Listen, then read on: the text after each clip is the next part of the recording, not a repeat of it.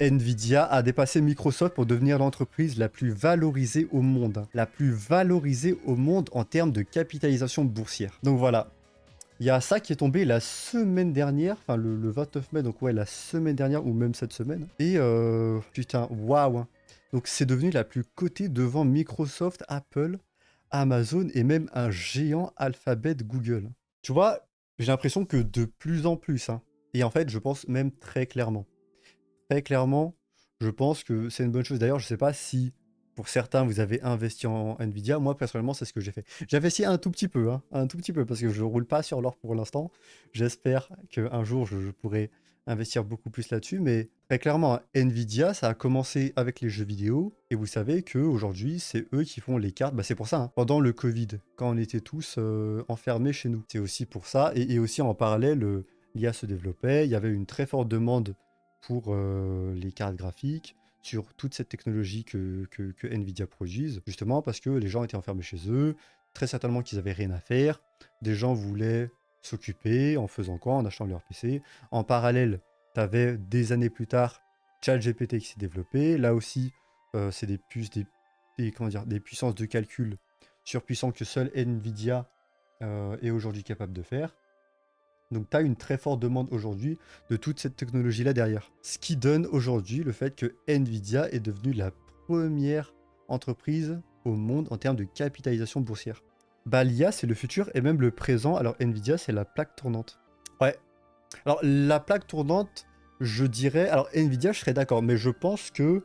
peut-être la plaque tournante ce serait plus... Bah, je pense que Nvidia en est aussi dépendant, hein. Faudrait que je vérifie. Mais je crois que la compagnie c'est MSBC, si je dis pas de conneries. Tu sais, la compagnie à Taïwan. Non, MSBC, ça c'est une chaîne de télé. TSMC, voilà. TSMC. Tu vois, c'est plutôt eux pour moi la plaque tournante. C'est les créateurs de semi-conducteurs. Vraiment, il y a tout le monde qui, comment dire, qui ont besoin d'eux, hein, qui ont besoin de Taïwan. Mais ouais, très clairement, d'accord là-dessus, hein. Très clairement le futur. Et je pense que, tu sais, le fait que Nvidia, au fur et à mesure des années, devient de plus en plus importante. Le fait que ça a commencé avec le jeu vidéo, qui aujourd'hui, voilà, ça a commencé avec des simulations de jeux vidéo. Aujourd'hui, bah, c'est plus, comment dire, de la vraie puissance de calcul, dont les grandes industries, dont, comment dire, l'industrie de l'armée ou juste de l'intelligence artificielle commencent à en avoir besoin. Ça montre bien quelque chose. Le fait que Mark Zuckerberg, je me rappelle très bien, au début 2025, avait dit que les métiers en 2025, c'est là où les métiers d'ingénieur, tout ça, tu commencerais à avoir un grand changement, notamment avec, comment dire, la présence, en tout cas, de technologies liées à l'intelligence artificielle qui seraient de plus en plus présentes cette année. Et c'est aussi pour ça d'ailleurs, hein, que Microsoft a licencié plus de 3000 ou 6000 employés, hein, si je dis pas de bêtises, bah justement cette année. Et certaines technologies, certains travaux ont été remplacés par l'intelligence artificielle. Nvidia est aussi gros que Google niveau importance. Bah très clairement.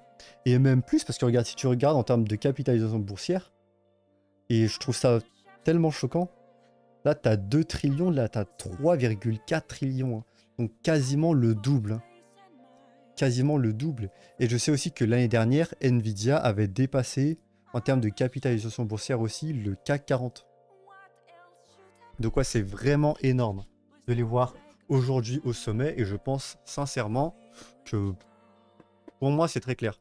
ChatGPT, en 2022, ce qu'ils ont fait, c'est qu'ils ont mis entre les mains du grand public, ou plutôt le grand public a réalisé, grâce à ChatGPT, l'importance que l'intelligence artificielle allait prendre au fur et à mesure des années.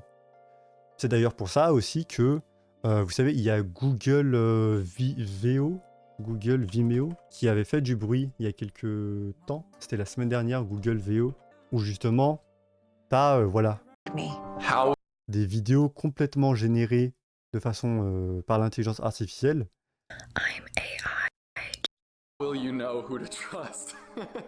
Boomers will believe anything I say. Et vraiment, mais en fait, tu vois, moi, frère, je te garantis, hein, quelqu'un qui a 60, 70 ans, qui voit ça, Tu peux lui montrer un truc complètement fou, complètement généré par intelligence artificielle, il y croirait, hein. Il tomberait dans le piège. Nous, ça va, on est jeunes, on a grandi avec ça, on est encore très alerte parce que surtout que nous, on se porte assez au courant là-dessus. Every business will use me. On peut, voilà, Evil will abuse me. on peut se rendre compte, voilà, que pour l'instant, on sait que c'est de l'intelligence artificielle, mais je te garantis, hein, que les personnes plus âgées, tes parents ou vos grands-parents, ne s'en rendront pas compte, hein. C'est fou comment l'IA de vidéo est forte, hein. Exactement, hein. I can be whoever you want me to be. I am as real as Et il y a quelques années, vous vous rappelez, quand les gens, vraiment, il y a quelques années à peine, hein, 2-3 ans en arrière, où ils disaient, non mais vas-y, l'intelligence artificielle, continuez vos trucs, ça sert à rien, on verra la différence.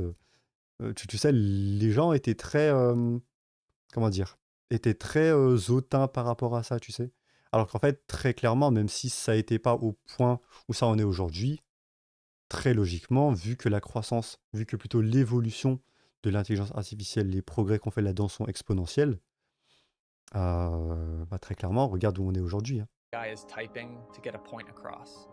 Regarde-moi ça. Tu sais quoi? Attends. Le truc le plus impressionnant que j'avais vu, c'était Google VO. Et c'était des images complètement folles. C'était, je crois, c'était Moïse. Je sais pas si vous l'avez vu. Moïse qui sépare la mer en deux. C'était celle-là, je crois. Daqui a pouco a gente vai falar com o faraó. A gente vai pedir para ele libertar o nosso povo. Vamos ver o que ele vai dizer. Acabamos de sair lá de dentro. Pedimos para libertar o povo, mas ele nem quis saber. Disse que não vai libertar ninguém. Mas é isso, gente. A luta continua. Galera, sério, já é a terceira vez que eu fui lá Voilà. falar com o faraó Et e tout adivinha, ça, do c'est nada, faux. o cara simplesmente disse Tout ça, não. c'est généré par Como IA. assim, mano? Libera o povo, velho.